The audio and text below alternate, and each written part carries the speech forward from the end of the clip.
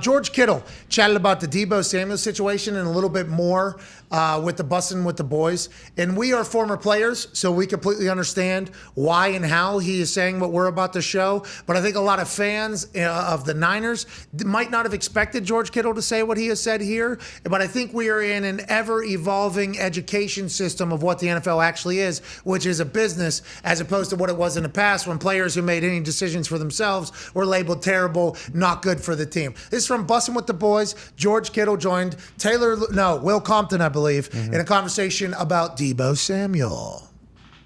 Dude, everyone loves Deebo. I also think that it's the NFL. Like, go get what you deserve, dude. Like, Deebo deserves to get paid a lot of money. And if they don't want to pay you a lot of money, do what you need to do, dog. Like, your locker's here. If you want to leave, hey, it's okay. Like, there's no bad blood with me. The window to play NFL football and to get paid a lot of money is, like, this big for your whole life. You got to be incredibly selfish. You just have to. And, like, going through contract negotiations is incredibly difficult because I try my hardest to not be selfish ever. And so when you have to be selfish in that moment, it's really hard for a lot of guys. Like, yeah, I mean, there's a lot that goes to contract negotiations. It's not a lot of fun. Best thing I ever heard, Richard Sherman told me it's like braces. It sucks the entire time, and then as soon as you get them off, you forget that you ever had them.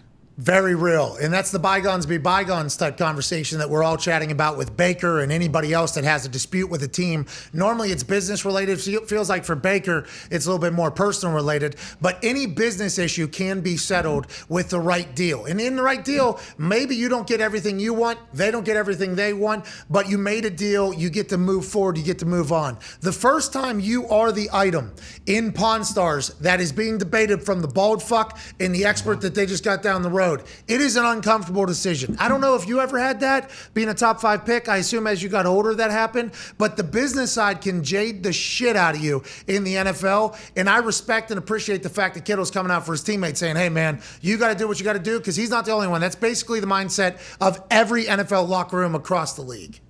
Oh, yeah, all they care about is what do you do when you're here? When you are in the facility, when we in game. Like, really, what do you do in games? We don't even care what you do in practice. Anything off season, it really doesn't matter. If you can play on Sundays and Thursdays and Saturdays and Mondays every day we play now, then it doesn't matter. Like, no one cares. So whatever happens off the field, and with contracts, when I was first in the league, I always thought about that, especially like in college. That was back when guys actually held out for 2-3 weeks. O-linemen would hold out and try to get some more money or just try to miss camp and all that stuff.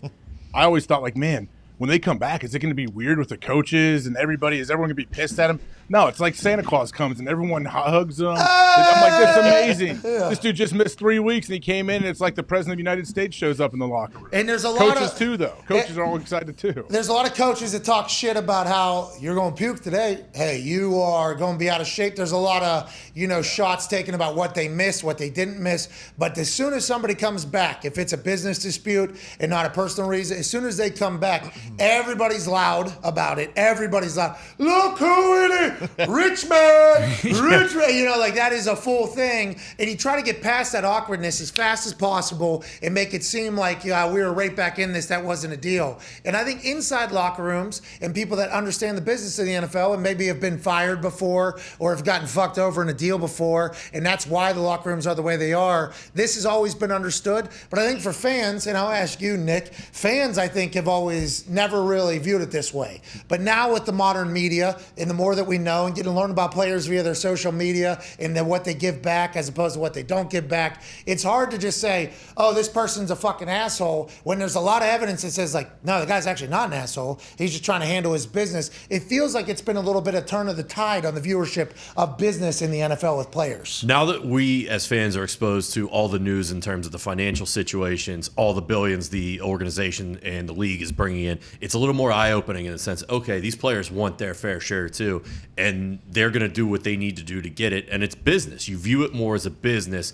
than it is I'm from Pittsburgh, I like the Steelers, fuck everybody else. You're lucky you get to play the Steelers because you might have played in high school and you're like, this person has a job that I dreamed of, and now he's going to act like he's not making enough money. It's like, well, if you're in that position, pal, the job you dreamed of, we would all want you to make the most amount of money that you could possibly make. It's a little bit different than your high school when you're selling tickets and maybe raising a little bit money for your athletic department, and as opposed to billions and billions and billions of dollars being on the line. Not that you can't affect your future brain and body in high school, you certainly can, but in the NFL you see a lot of the future injuries and bodies of players. It's like, I'm happy that we're at a point where it feels like people are much more understanding that this is a business. This isn't the high school game that you played or that the guys played. This is a vastly it's the same game, different world, AJ, and I'm happy but it's that's not happening. all bad. Like, the fact that it is a business, everyone instantly wants to jump and say, oh, what's terrible? Like, it's the love of the game. That's why they started playing. Yeah, of course.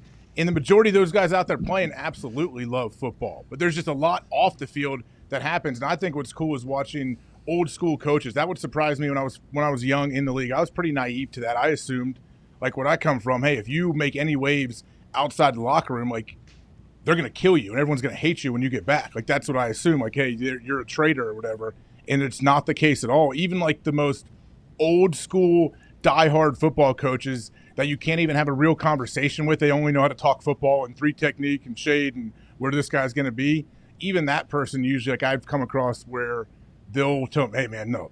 Hey, take care of your business. Do what you got to do. We get it. If you need to get out of here, like, I've watched them tell people that, and I'm like, oh, okay. It's pretty cool how there's kind of a good little balance, I think. And to the Tomlin point, it's almost like the coaches feel like, hey, you got to handle your business when you get back. It's on me to make sure you catch up. Like, it is, it's a cool thing. That's why we're called coach. I'm not scared to coach. That's why I like Tomlin a lot. Like, that's what we're here to do. What did Aaron Rodgers say? Cool profession, tough business, or good profession, tough business. I forget how he described playing in the NFL, but that's because a lot of guys that make it to the NFL, and I reiterate this fact a lot, but it's why the business becomes a potential jaded spot or a not so favorite part, as George Kittle described it and Sherman described it as braces.